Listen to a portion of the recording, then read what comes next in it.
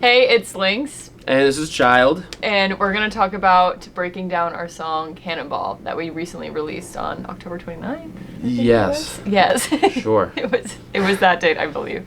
We released it 2 weeks ago, I think. Just kind of show you a little backstory of how we made it. So, okay. Production is cool. Yeah. Because basically I think we started, how did we even start it?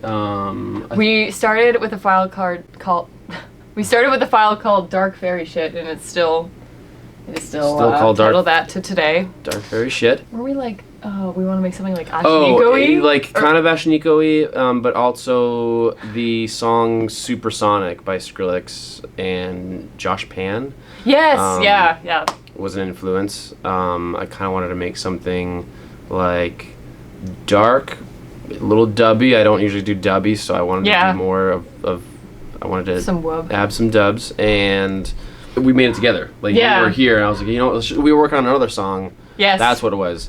Which we have to figure out. And then we started Cannonball from scratch here together. Yeah, just playing around with it, and we started off with that creepy synth.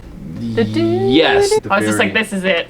This is the vibe we're going for. Eerie sounding. Eerie, yeah, perfect for like the Halloween time release. Yes, and I don't think we were even thinking Halloween, but like we were, and then we were like, wait a minute. The timing, worked. So. We like made it in the summer, wasn't it? Like the summer? Oh my god. It kind of was like it was a while ago. Yeah. I remember. And then it was like, wait, this would be perfect. And then I had never released like a song so. Like, I usually upload my songs to my distributor way in advance to make sure that everything will be okay and everything will be uploaded to stores, like, by the time it needs to be. But we decided, like, 2 weeks before, and I was like, okay. Yeah. I had to upload it, and I'm glad we did it like that. I think that was a perfect time for the release. Whatever we did worked. We did this cool thing at the end where we just, like, made it, like basically a break beat. Oh, yeah. I think I wanted to change it up. I actually don't know if we did that together, or yeah, we did. Yeah. Okay, cool. Because you, I think, had listened to a song. Yeah, the Ashiniko song "Maggots." That, like, you know, it kind of just goes like double time, like on both of the choruses. I was actually like thinking we should do that for both of the choruses, but I'm glad we kept that first one. I like to have a little bit of variety. It needed that variation. Because if it was, it just kind of would have been the same for both times, I think. Yeah, and I think it hits really hard. Like that first chorus, like needed to hit like that before it kind of became. Sure, we did it pretty quick. Yeah, we did do it very quickly. Right? So the beat was made first, the instrumental was first, right? Yes. Yeah. Yeah, we were just kind of here and it just happened. Yeah. And then I had no idea what to write about for the song, I remember. And then I remember being like, what if I like kind of approach it in a different way where it's more of like rhythm based instead of like I always write like lyrics. It's got to be like really important lyrically, or like I've really done that more often, but sometimes it can just be stupid as long as the so song stupid. is cool. And then like you know it's not catchy or whatever. Like that my thing is sometimes I feel as though I focus maybe a little bit too much on the words to the expense of like how good like the melody is, you know. Yeah, for this one I kept the chorus as whispers because I was like, okay, what if we just take like melody out of it and really focus in on like just like this, like have the focus be those synths and that like hard beat, that bass, and just have the vocals just be something that enhances that. Yeah, this was fun to write. This is my first time doing whispers for a chorus, and I think I like it. Oh yeah, hyper pop vocals. Yeah. This is a good song to like. It was like a step into the creepy direction, but I now that I like listen to it, I'm like, oh my god, like you can just get so much more creepy. I mean, obviously, but like, yeah. I don't know. I like this direction a lot, basically. Me too. Yeah, like you just said, there's like a lot you could do with this sound, and like and you can really fuck things up a lot. Yeah. Because I don't think there's any limit to like how much you could. How far to push it and fuck something up until it just turns into white noise. Yeah. So if you ever hit white noise, just take a step back. Just take that distortion off. But no. But yeah, and I think this is also new for me too. But like something I wanted to do for a while, because I also, you know, I've been making a lot of the same stuff. I think it goes for like any like artist or like anybody writing music that like, depending on where you're at in life, you just want to try something new, or just like you're evolving, you know. Yeah. I hear that from your stuff. Like this is definitely like a evolution for Llynks. For sure. So for sure. That's what I think is pretty darn cool about it. Yeah, me too. I've definitely stayed in a certain lane for a long time until Dreamweavers. Sometimes I think about that as my like mental break, like EP or something. Like I'm just like completely just like been there. We all get that mental breakdown EP. Yeah. Like if I'm kind of happy it happened, I think I needed to just release that into the world and just forget about it, perhaps. But and then it feels good to kind of channel in and go back to the darker shit. But like in a much more for me too. Like I used to kind of make more music like this, like more dubby for sure. Yeah. So it's familiar for me. It's just doing it in like a new kind of way. Right. Yeah. Because I still want to write lighter things for sure. I don't do that a lot, but I don't know. It maybe just is a little bit of figuring out how to make it light, but still like smart. Well, that's what I think we did here. I think we yeah. definitely made it as pretty sounding as it. The verses, maybe. Yeah. Yes, for sure. That's what I mean. Right. Yeah. The verses are pretty, like with all the like ethereal. Yeah. I think it was a mix of two good things. For sure. A nice juxtaposition. I think I just wanted to make something like obnoxiously dirty. Yeah.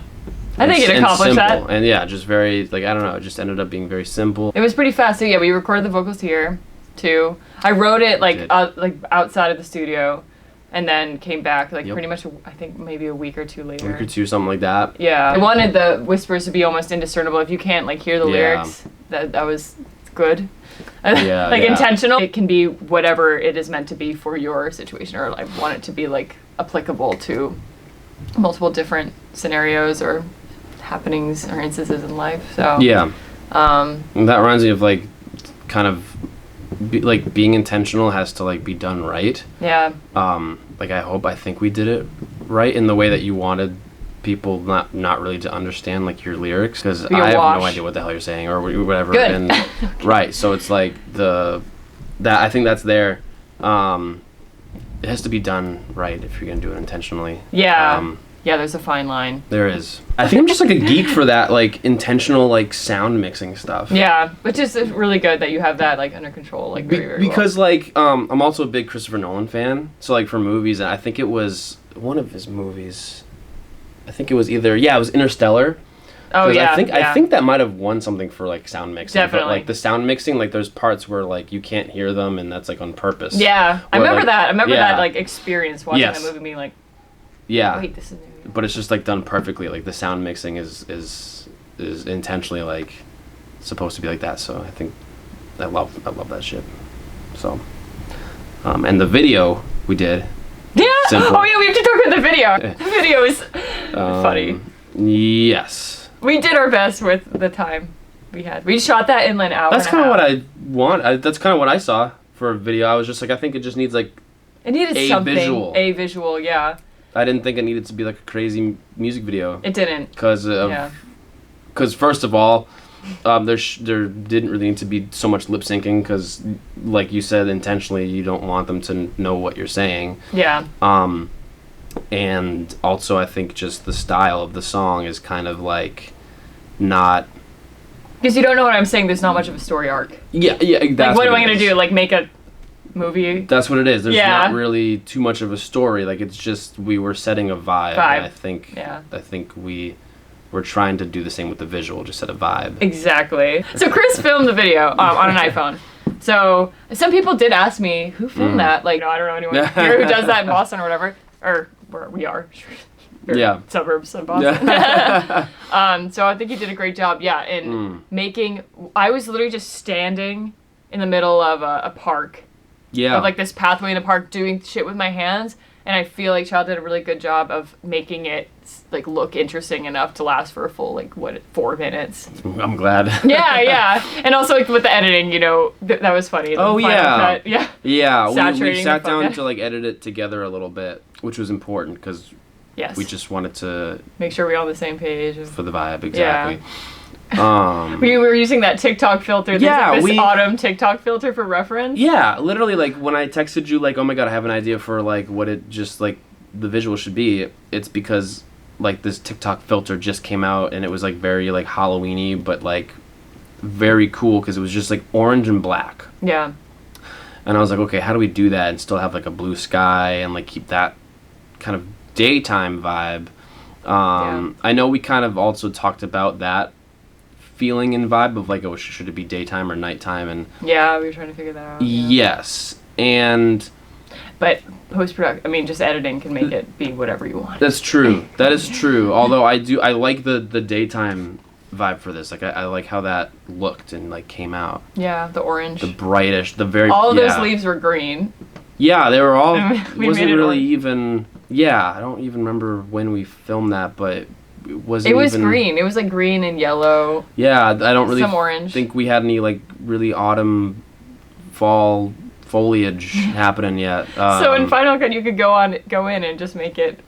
Yes. Precisely like all the little bits. I forget what it was called, but it's like a color wheel, like a color spectrum thing where you can like choose certain colors and just choosing wherever the greens were and just like whoosh, orange. I think the trickiest part about editing it was the fact that we had 2 different iPhones. Like I used a little bit of mine and a little bit of hers.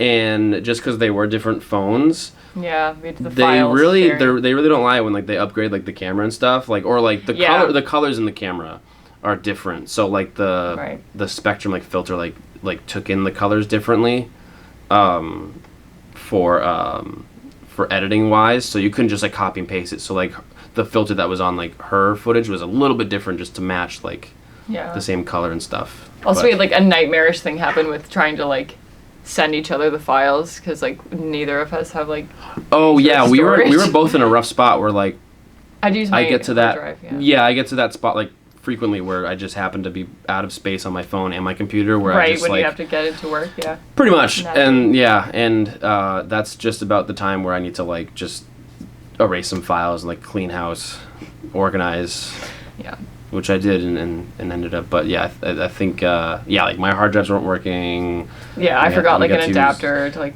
We got it to work. But it's out there now, and it's live. It did work. Compared to even like my videos that I post every week on YouTube or whatever, that was like a very short time. Yeah. Like that was like no time. Yeah, because I edit my podcasts and stuff too, and the podcasts take like a But again, while. it's like, I mean, this is going to be like a 30-minute video, so this is going to take a while to edit, you know, like that kind of thing. That's true. But it's a whole other animal though, because you have to like place like the right moments and like choose, like it's a lot of creative decisions, just like making music, whatever. But like choosing the right places to put certain clips, and that takes the longest part, I think. And then the edit, like the color kind of was just like, all right, well we want it to be this color, so it's like you're done. But with like choosing the clips, it would just take forever. Yeah, just never be done. Because they were longer shots anyway, so like it kind of worked out nicely. Yeah, we filmed the whole song through like each of those times, so it was just like breaking it up. Yep, that's true. And then there were people running and walking their dogs in the background that were like, Let's hope I'm not interrupting. I know. I'm like, my nails are like. And I've just been there like so many times. You just can't care. You can't. You cannot care. You learn not to care. Yeah, you do. Yeah, enough times. You do this enough times, and it's like. Yeah. But overall, I don't think we put crazy amount of thought. We put thought, but not enough to just. After all this talk about being intentional, there required no thoughts at all. That's true. No thinking. There was intentional stuff, but then most of it was just very fun to make something new and different. And it was really fun. Yeah. A lot of times I stress out over lyrics a lot, but this time I kind of was like. Yeah. Just having more fun with it. Yeah, more fun, like lighter. I mean, it's a dark song, but I felt lighter in the process of making it. It's good to like collaborate instead of like when you're alone and you're like. I agree. You know, it's agree. really stressful. I totally agree. It becomes work for me. Like I'm just like I am too judgmental. Like, but when you have someone else in the room, you can feed. I don't know, just back and forth instead of you going crazy to yourself in your head. It's a lot nicer of a process. When in doubt, like collaborate very smart, because if it's like beneficial for both of you, that's like a win-win. Yeah, exactly. Yeah, you gotta help each other out. Yes. And this was something that I wanted to add to my portfolio of things that was like, okay. Yes, yeah. I like this. Definitely, yeah. So, yeah. Yeah. Well, thank you for watching. Like and subscribe if you want to stay updated on my videos. I post every 2 weeks to my YouTube channel. I'll post every week a snippet of something every week on my Patreon. Make sure to follow CHYLD if you don't already. You can talk about your handles. Me. Sure, yeah, it's just at CHYLD Music everywhere. Yeah. And I've got you got a YouTube channel. I do, I think. And a podcast. You got things. Yeah. Yeah. I have a couple of podcasts. One is called Mind Bacon, where I just goof around with friends, and then the other is In the Clouds, that is still new. And I've got plenty of new music coming out. A lot of new music happening. So good. That's what's up. Be on the lookout. New music coming. Thank you. Yeah. We'll see you next time, and thanks again for watching. Toodles. Bye.